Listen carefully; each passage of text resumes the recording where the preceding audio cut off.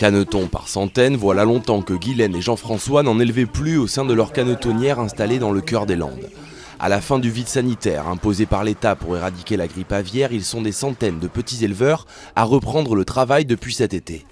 Ce couple a dû se soumettre à de nouvelles règles d'hygiène strictes et coûteuses.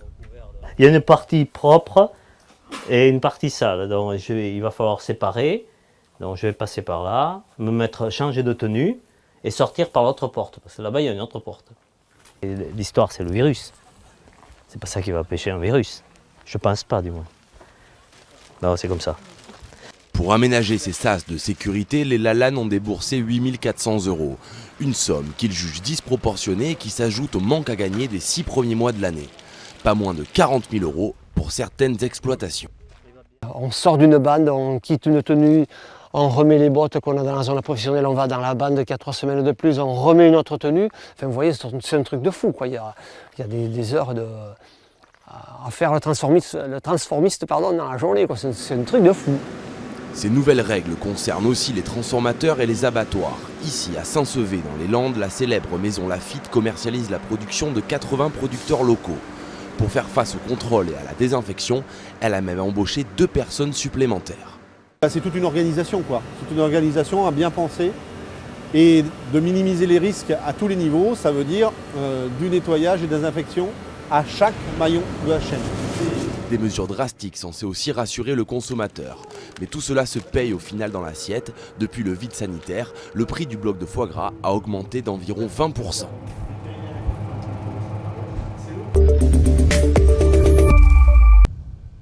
Sur cette petite plage grecque de l'île de Lesbos, Mehdi Salahi peaufine les derniers réglages avant le décollage.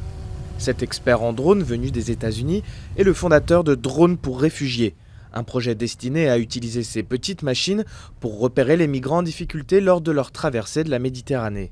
Un problème qui lui tient particulièrement à cœur. Il y a 15 ans, c'est lui qui entreprenait le même voyage pour fuir l'Afghanistan des talibans.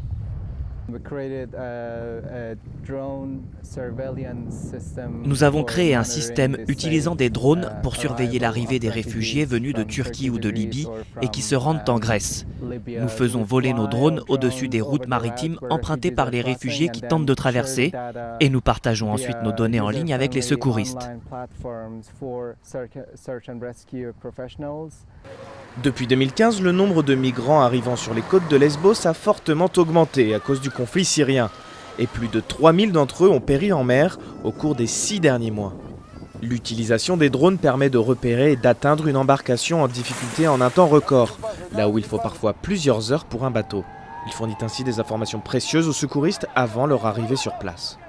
Lorsque vous voyez le bateau, vous savez tout de suite quel genre d'aide ils vont avoir besoin. S'ils ont besoin d'une assistance médicale, le nombre de personnes à bord, s'ils ont des gilets de sauvetage sur eux. Mais au-delà du simple travail de reconnaissance, Mehdi réfléchit déjà à de nouvelles utilisations pour ces drones. Si par exemple vous envoyez de l'aide et que vous avez besoin de communiquer avec les réfugiés sur le bateau, on pourrait afficher une sorte de message sur un écran. On réfléchit aussi à la possibilité de parachuter des trousses de premiers soins depuis un drone. Pour l'instant autofinancé, le projet cherche désormais des investisseurs pour construire des drones plus grands. L'ingénieur new-yorkais espère mettre au point un nouveau prototype d'ici la fin de l'année. Avec une autonomie de vol accrue, il pourrait survoler des zones bien plus grandes et peut-être permettre d'aider à enrayer l'une des plus graves crises migratoires de ces dernières années.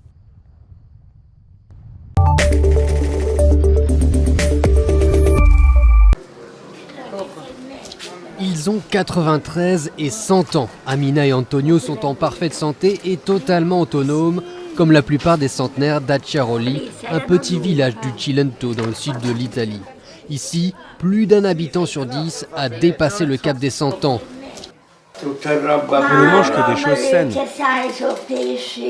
On mange beaucoup de poissons, des produits de la campagne que l'on cultive nous-mêmes.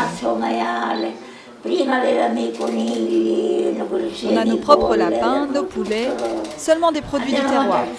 Et l'huile d'olive, on consomme celle que nous produisons.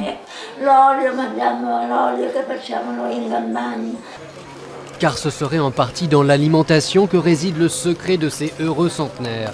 pas un hasard si la fameuse diète méditerranéenne a été découverte ici, dans les années 50, par l'américain Ansel Keys. Plus de 60 ans après, ce sont d'ailleurs des scientifiques américains qui ont décidé d'étudier de plus près le mystère de cette longévité, aux côtés de leurs collègues de Rome. Est-ce qu'il y a quelque chose dans leur gène qui, couplé avec autre chose, les fait vivre plus longtemps et en bonne santé? Par exemple, il se pourrait qu'ils aient un gène qui fait que quand ils mangent quelque chose, par exemple du romarin qu'ils consomment quotidiennement et qu'ils cultivent eux-mêmes, eh bien peut-être que cela a un effet bénéfique.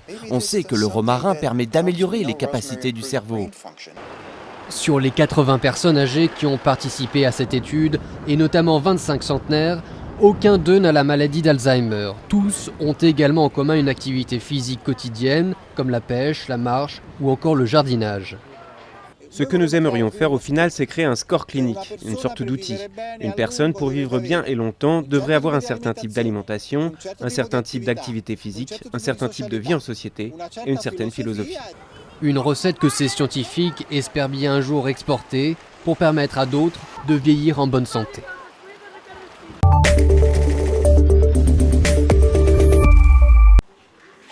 Des enfants à l'école plutôt que dans les plantations de cacao, c'est le programme mis en place par la Côte d'Ivoire pour lutter contre le travail des mineurs.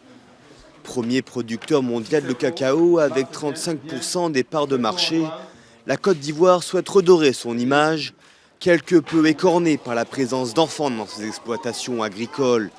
Depuis 2011, près de 155 collèges et 18 000 salles de classe ont été ouverts ou rénovés.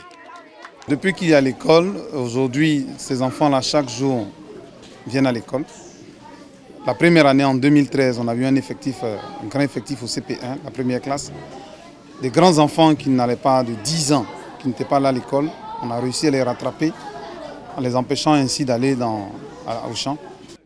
Selon un rapport de la Fondation Initiative Internationale pour le Cacao, entre 300 000 et 1 million d'enfants travaillent dans les plantations ivoiriennes. Pas ou peu payés, ils viennent souvent des pays voisins pour transporter des charges lourdes, pulvériser des pesticides ou abattre des arbres. Une situation inquiétante qui a poussé le gouvernement ivoirien à mettre en place un plan d'action national et débloquer près de 20 millions d'euros pour assurer l'éducation des enfants. L'avènement de l'école est un point important dans l'élimination des travaux des enfants, puisque une fois que l'enfant est à l'école, régulièrement à l'école, il ne peut pas avoir le temps d'être au champ, donc on ne peut pas faire des travaux difficiles. À Goboué, la petite école a changé les habitudes de ses 1300 habitants, majoritairement producteurs de cacao. Les enfants sont là, mais comme la loi le dit, c'est la loi qui le condamne. C'est condamné aujourd'hui. Moi, à l'époque, quand j'étais tout bébé, à l'âge de 5 à 6 à 10 ans, j'ai parti au champ mon papa. Mais aujourd'hui, non. Moi, mes enfants ne vont pas au champ avec moi. Les enfants, je les ai tous mis à l'école. Et c'est moi qui vais travailler avec ma femme au champ, avec mon petit frère et mon grand frère. Interdit en Côte d'Ivoire, le travail des enfants est passible de peine d'emprisonnement. Entre 2012 et 2014, 23 personnes ont été condamnées. Mais dans les milieux ruraux, la tradition se perpétue et l'enfant est souvent considéré comme le futur remplaçant du père dans les champs.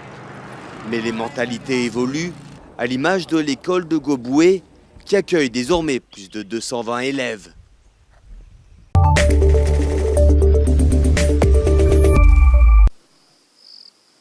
Après 2 jours de recherche intensive, elle est enfin là.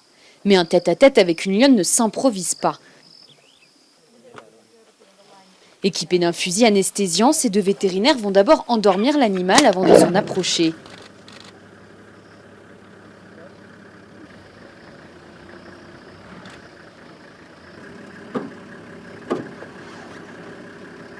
Ils placent ensuite un collier GPS qui leur permettra de collecter bon nombre de données sur cette espèce. Nous prélevons du sang pour étudier les maladies, les gènes, pour mieux comprendre ce qui se passe au sein de cette population et voir s'il y a des maladies dont il faudrait s'inquiéter.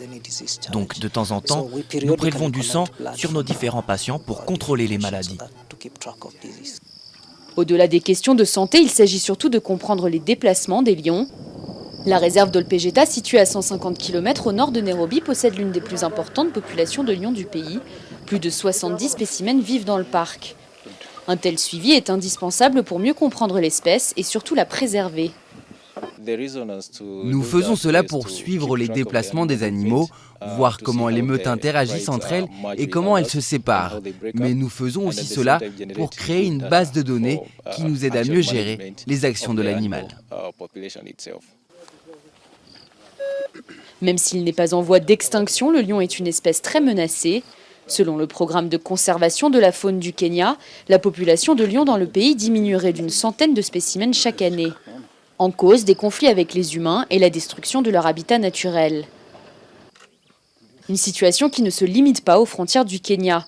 En 70 ans, on estime que le nombre de lions en Afrique est passé de 400 000 à moins de 20 000 félins aujourd'hui.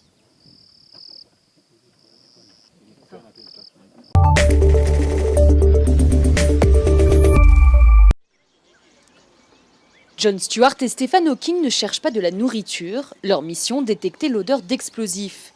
Ces rats géants suivent une formation à Morogoro, en Tanzanie, pour détecter les mines antipersonnelles. Dans ces boîtes, nous avons enterré des mines antipersonnelles. Les rats doivent passer dessus, renifler, et quand ils sentent l'odeur de TNT sur le champ de mine, ils doivent gratter, et le coordinateur de l'entraînement doit cliquer, puis donner une récompense.